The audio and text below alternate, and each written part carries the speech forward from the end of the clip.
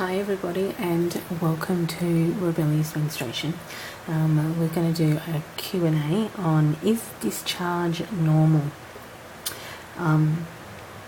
Okay, so vaginal discharge is a very normal and regular occurrence. There are several different types of categories, mainly based on colour and consistency, of which some of these or some subsets of these may indicate infection. These colours are white. These white tends to come out especially at the beginning and the end of your menstrual cycle and is perfectly normal. However, if your white discharge is accompanied by itching or thick cottage cheese-like consistency or a change in appearance, seek medical attention. So just to clarify, just a disclaimer, I'm obviously not a doctor, and a lot of the times when I say if something's going to be abnormal, go seek a doctor. Okay, if you have clear and stretchy discharge, or clear discharge that can be stretchy and mucousy rather than watery, this generally indicates that you are ovulating and is very, very normal. It can be quite tacky to touch. If you have a brown or bloody discharge, this is usually normal, especially when it occurs during or right before or after your menstrual cycle. I quite often get brown discharge the day before my period. I used to get it for a day after my period. A small amount of bloody or brown discharge in between periods is called spotting and is also perfectly normal. Small amounts of spotting at the time of your period instead of your period, and specifically this is in regards to after unprotected sex, could indicate pregnancy, so seek medical attention. A yellow or green discharge, especially when it's thick, chunky and or accompanied by an unpleasant smell and odour, isn't normal and could be a sign of infection. It's kind of a cultural joke that if women smell fishy, that the vulva area and female smells fishy. It's not normal, it's not okay, stay away, go seek medical attention. Discharge is an exceptionally healthy and normal bodily function, and it is essentially your body's way of cleaning and protecting the vagina. It is also normal to have increased discharge with sexual arousal and ovulation. However, exercise, birth control, your weight, and emotional stress can change and affect discharge. Abnormal vaginal discharge is usually caused by either the aforementioned exercise, hormonal, birth control, or emotional stress, or by an infection. Such as bacterial vaginosis, a common bacterial infection that can cause a strong, foul and fishy odour. There are also yeast infections, which is a fungal infection that produces white cottage cheese discharge with burning and itching sensations. While yeast is a perfectly normal flora in your vagina, it is when it gets out of control and grows abnormally that this can multiply into an infection. Increases in yeast can also be caused by stress, diabetes, use of birth control pills, pregnancy, and prolonged use of antibiotics.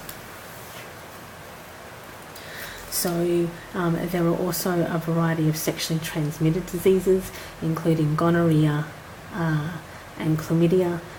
These produce abnormal discharge that often presents as yellow, green, or cloudy in colour, and there can be a slight odour with these. You can also get pelvic inflammatory disease that occurs when bacteria spread up the vaginal canal into reproductive organs, and this can produce a heavy, foul-smelling discharge. Another STI is human papillomavirus, or commonly known as HPV, which is another common infection spread by sexual contact that has very little to no symptoms, but can also produce a bloody, brown and or watery discharge with an unpleasant odour. All of these issues can be tested by and dealt with by a doctor. As obviously I am not one, which I've mentioned before. So as you can tell, you need to know your own body. and you need to understand your own body, because when something changes or something appears different, you're the one who's going to know about it, and you're the one who needs to be seeking medical attention outside of that. However, there are some practices that assist in preventing these types of infections, or the proliferation of bacteria around your vulva and vaginal canal. So you need to practice good hygiene. This includes wearing breathable cotton underwear wherever preferable. Do not under any circumstances ever use douches, as they remove useful bacteria. And obviously with the STIs, practice safe sex. That should possibly be a standard for all of your health, is practice safe hygiene and sex. Also increase eating live and active cultures like yogurt, especially when on antibiotics, to assist with the reduction of yeast infections. So I do get quite heavy discharge. I have a quite high pH balance, and sometimes this will lead to, I wear a liner every day, and I wear cotton underwear, basically. So, but some of these consequences of me having a high discharge is something like this. If you can see this, you can see that there is a bleach line down here. This is not from bleach, this is from discharge. But this is also a very good indication of why I wear a liner every day, because that could have quite easily eaten through the gusset of my underwear. This one here too, you'll see this bleach line down here. That's not from OxyClean, that's from my very strong pH balance. But this for me is normal. This one here has a bit along here, or that just must be, this just must be where I go. Like this is where obviously my discharge hits a lot. Here again you'll see a faint stain on here. All of these have been bleached, washed and hung in the sun, but they still bear the markings along here. It's pretty consistent, except for this one, of a very heavy high pH balance. This one again, you know, they're very faint. I'm not even sure if they're coming up on camera. Well, technically this one should, and technically this one should, because you can see a distinct colour differential, but these ones here are very subtle. But you know, that's just the type of discharge I personally get. This is why I wear liners every day. This is why I predominantly stick with a cotton. This one's a cotton viscous, and this is OBV. These three are cotton, because it's healthier for me and it's healthier for my body. But because I do this, I notice if anything will change with my discharge, in which case, if and when it does, I would seek medical attention.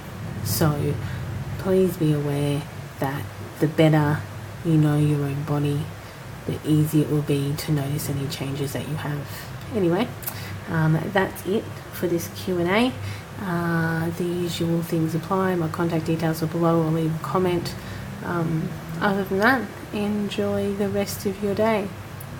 Bye.